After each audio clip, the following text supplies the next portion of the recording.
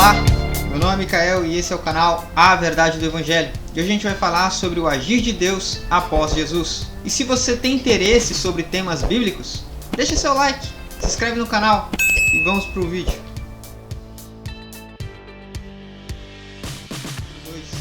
Se formos para Mateus, capítulo de número 24, versículo de número 2, Jesus fala a respeito do templo de Jerusalém e fala que ali não ficaria pedra sobre pedra. Se formos para Lucas, capítulo de número 21, versículo de número 24, a Bíblia fala a respeito do povo de Israel, falando que eles cairiam à espada e seriam espalhados por todas as nações.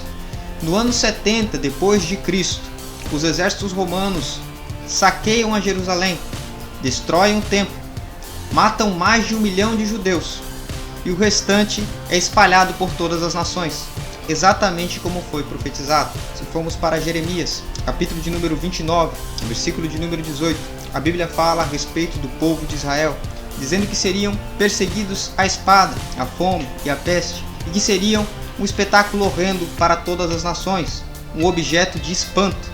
E quem não se lembra do que aconteceu na Segunda Guerra Mundial, no Holocausto Judeu, na perseguição aos judeus?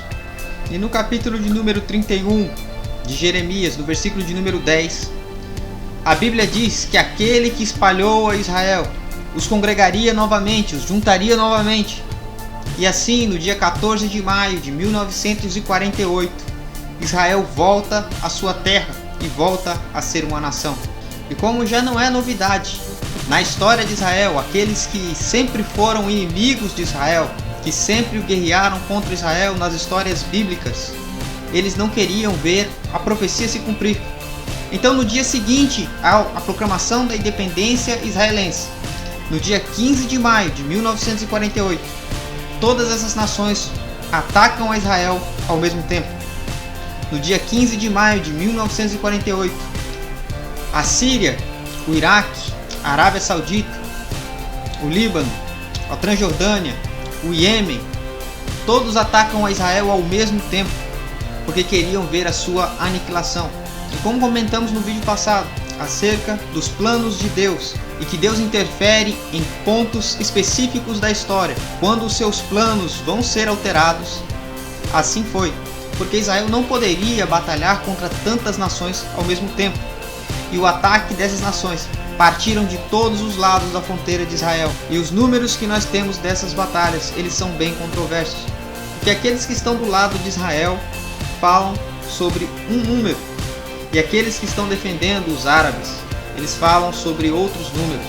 Mas eu vou citar aqui os números que eu peguei aqui na internet. Ao fim da primeira fase da guerra, os árabes haviam perdido cerca de 2.500 homens. Os israelenses haviam perdido cerca de 600 homens.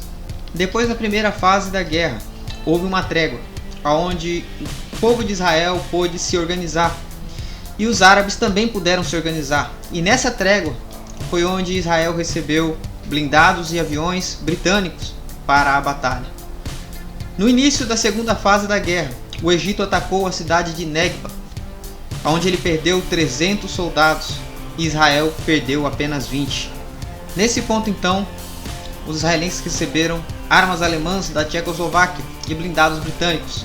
A partir daí, os árabes acumularam mais uma perca de cerca de 1.500 soldados, enquanto os israelenses perderam apenas 150. Após esse fato, teve início uma nova trégua, onde ambas as partes puderam se reorganizar. No meio disso tudo, a ONU tentava intermediar um acordo de paz, mas sem sucesso.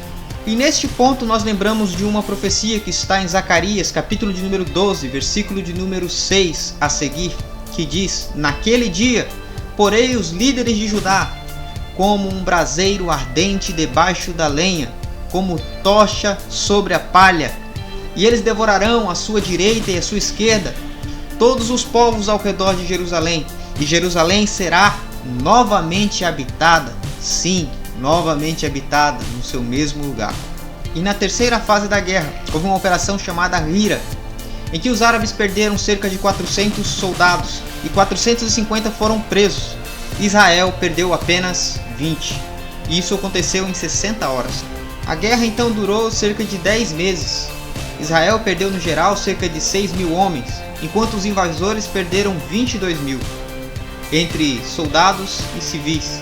Ao fim da guerra, Israel expulsa os seus invasores e ainda amplia o seu território, e faz ali valer a palavra de Deus, conforme está escrito.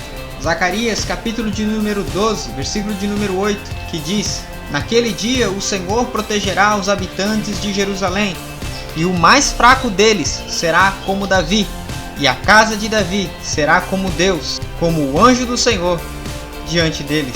E nós vamos ficando por aqui. Mas se você gostou do vídeo, deixa seu like, se inscreve no canal. E eu vou deixar algumas das informações ditas aqui no vídeo na descrição do vídeo, se você quiser dar uma olhada. E eu te vejo no próximo vídeo, se Deus quiser. A paz do Senhor a todos.